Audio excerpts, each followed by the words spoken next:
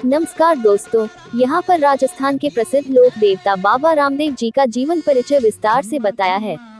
यहाँ पर हम बाबा रामदेव जी का इतिहास, जन्म, परिवार, विवाह, संतान, आरती आदि के बारे में विस्तार से जानेंगे। साथ ही इनके बारे में महत्वपूर्ण जानकारी भी जानेंगे।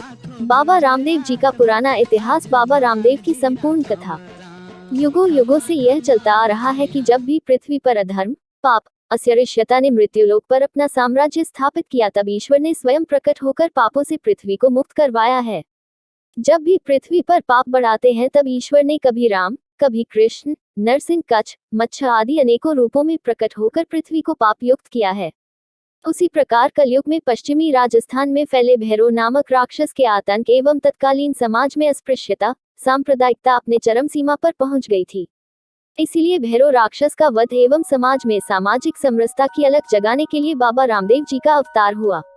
यूं तो भारतवर्ष विभिन्न धर्म, संप्रदाय एवं जातियों का देश रहा है, जहां समय समय पर विभिन्न धर्म संप्रदाय के अपने अपने देवी देवता, पीर, पैगंबर एवं सती जती हुए हैं, तथा सभी धर्मों के अपने अपने पूजा स्थल, मंदिर, चर्च, मस्जिद एवं मकबरे उनके अनुयायियों की आस्था एवं श्रद्धा के केंद्र बने हुए हैं, जहां भक्तजन अपने अपने तरीके से उन आस्था के केंद्रों पर अपनी मनोकामना पूरी होने एवं मन्नत मांगने हेतु श्रद्धा सुमन अर्पित कर अपने आप को धन्य समझते हैं।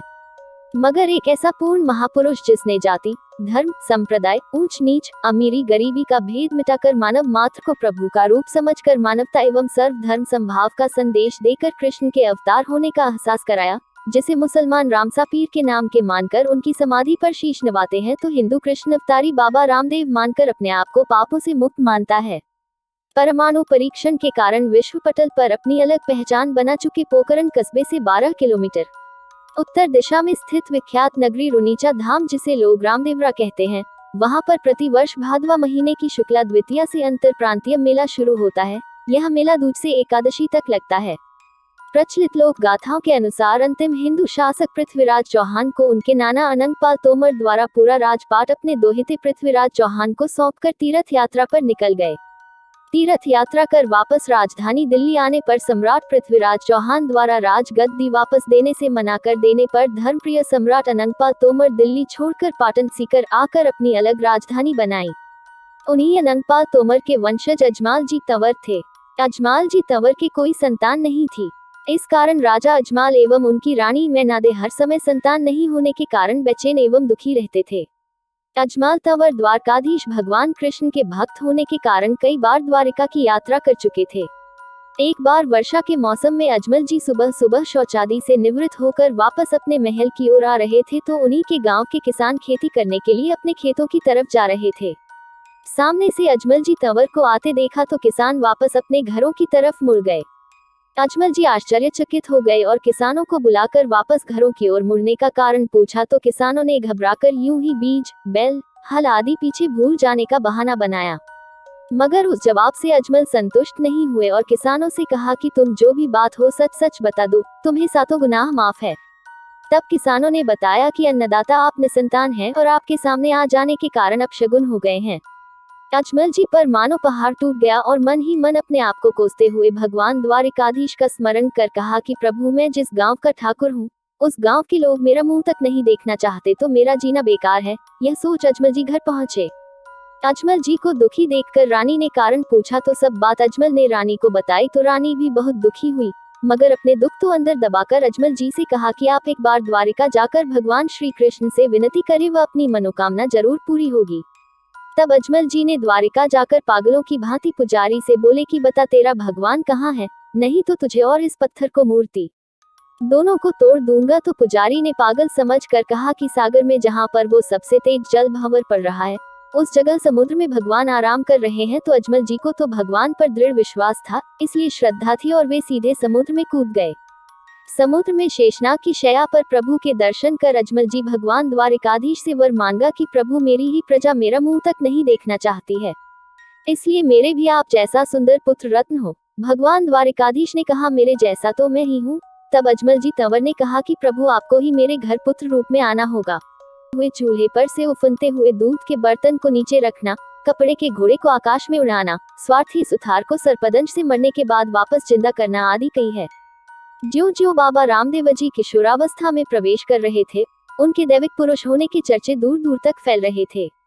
प्रचलित गाथा के अनुसार कृष्णदेव जी अपने साथियों के साथ गेंद खेल रहे थे।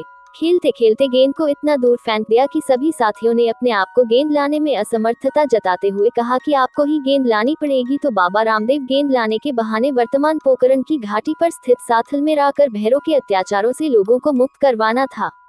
बाबा रामदेव जी के बालक रूप में सुनसान पहाड़ी ने कहा कि यह आदमखोर राक्षस तुझे खा जाएगा। तब बाबा रामदेव जी ने रात के समय वहां पर रुकने की प्रार्थना की तो बालीनाथ जी ने अपनी कुटिया आश्रम में पुरानी गुदड़ी उड़ाकर बालक रामदेव को चुपचाप सो जाने को कहा। अर्धरात्रि के समय भैरव राक्षस ने वहां आकर बालीनाथ जी से कहा कि आपके पास कोई मनुष्य है, मुझे मनुष्य गंध आ रही है। तो गुदड़ी को हिलाई तो भैरव की नजर गुदड़ी पर पड़ी तो गुदड़ी को खींचने लगा, मगर बाबा के चमत्कार से गुदड़ी द्रौपदी के चीर की तरह बढ़ने लगी। तो बालीनाथ जी महाराज ने सोचा कि यह कोई सामान्य बालक तो नहीं है, जरूर कोई दिव्य बालक है। गुदड़ी को खींचते खींचते भैरव राक्षस हौंस कर भागने लगा। तो बाबा रामदेव जी ने उठकर बालीनाथ जी महाराज से आज्ञा लेकर भैरव राक्षस को वध कर लोगों को उसके आंतक से मुक्त किया।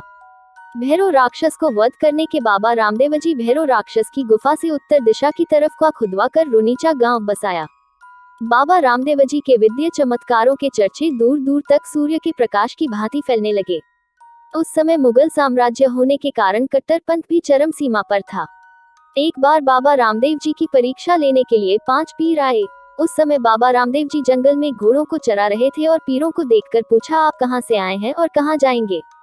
तो उन पीरों ने अपने आने का पूरा वृतांत सुनाया। तो बाबा रामदेव जी ने बड़े आदर सत्कार के साथ उन पीरों को भोजन परोसकर पीरों से भोजन करने को कहा। तो उन 5 पीरों ने दूसरे के बर्तन में खाना खाने को मना करते हुए कहा कि हम तो अपने ही बर्तनों में भोजन करते हैं और उन बर्तनों को अपने मक्का सऊदी अरब पर ही भूल आए हैं।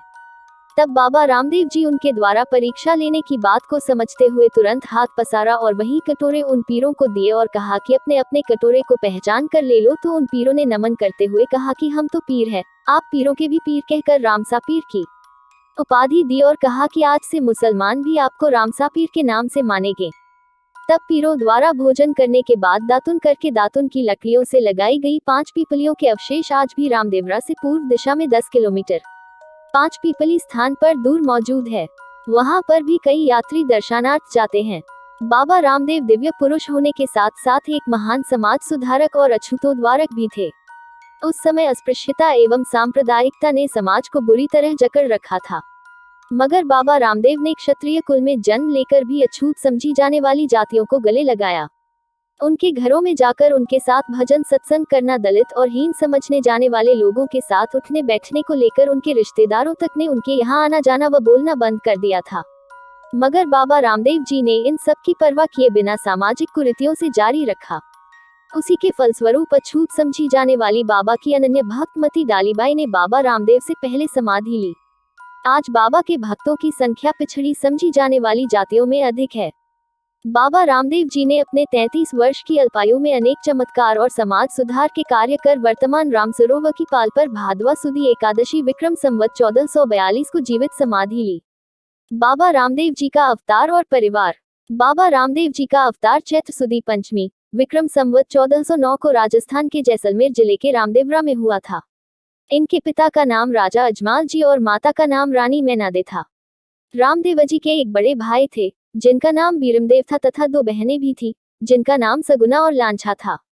सगुना बाई का विवाह पुंगलगढ़ के पडिहार राव विजय सिंह के साथ हुआ था। बाबा रामदेव जी का विवाह और संतान। बाबा रामदेव जी का विवाह अमरकोट के ठाकुर दल जी सोड़ की पुत्री नैतिलदे के साथ संवत 1426 में हुआ था। रामदेव जी के 2 पुत्र थे जिनका नाम सातजी और देवोजी था।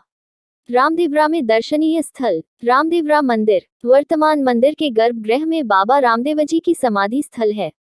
इस स्थान पर बाबा रामदेव जी ने जीवित समाधि ली थी। मुख्य मंदिर के अंदर प्रवेश करते ही बाईं दीवार में आले में अखंड ज्योति जलती है, जो कि बाबा के समाधि लेने से आज तक निर्बाध रूप से प्रज्वलित है। इस ज्योति में दवा प्राप्त अंजन नेत्र में लगाने से समस्त प्रकार के नेत्र रोगों से मुक्ति मिलती है। इस मंदिर के गर्भगृह में 3 समाधियां हैं। बीच बाबा रामदेव जी की व आसपास में दादा श्री ऋषि जी व माता मेनादे की समाधियां हैं। बाबा की समाधि पर शुक्ल दूज व एकादशी की स्वर्ण मुकुट सुशोभित होता है। इस मुख्य समाधि स्थल से आगे निकलने पर बाबा रामदेव जी के दोनों पुत्रों सातजी व देवराज जी की समाधियां हैं। डाली बाई की समाधि। बाबा के मंदिर की ठोक पूर्वी ओर डालीबाई का मंदिर है। कहा जाता है कि डालीबाई बाबा की परम भक्त थी। जब बाबा ने समाधि लेने का निर्णय लिया तो और अपने परिजनों एवं परिचित को बुलाकर इनकी समाधि बाबा रामदेव जी की समाधि से कुछ ही दूरी पर स्थित है। रामसरोवर तालाब। बाबा रामदेव जी ने रामसरोवर तालाब को जनसाधारण के लिए पेयजल मुहैया कराने के उद्देश्य से खुदवाया था, जो अच्छी खासी झील है। इस रामसरोवर में भक्तगण स्नान लाभ लेकर बाबा की समाधि के दर्शन करते हैं। इस रामसरोवर को वर्तमान में कई सरकारी योजनाओं के द्वारा काफी विकसित किया गया है, जिससे यात्रियों के डूबने की काफी घटनाएं होने लगी थी। अब प्रशासन ने रामसरोवर में अर्धसैनिक बलों व जागरूक सुरक्षा विभाग के तैराकों को नियुक्त कर दिया है। इन तैराकों को पैडल बोट, लाइफ जैकेट, गाड़ियों के ट्यूब व रस्से मुहैया करवाए गए हैं, जिससे आपात स्थिति से निपटने में इनको कोई परेशानी नहीं होती है। महिलाओं के नहाने के लिए अलग व्यवस्था की जाती है, वही महिला पुलिस भी तैनात रहती है। रामसरोवर की पाल पर फ्लड लाइटों के माध्यम से पर्याप्त प्रकाश व्यवस्था की जाती है, ताकि किसी प्रकार की दुर्घटना होने से रोकी जा सके। पाल पर स्काउट व स्वयंसेवी संस्थाओं के स्वयंसेवक तैनात रहते हैं, जो यात्रीगणों को पाल पर शौच करने से रोकते हैं व उन्हें उचित स्थान का मार्गदर्शन करते हैं।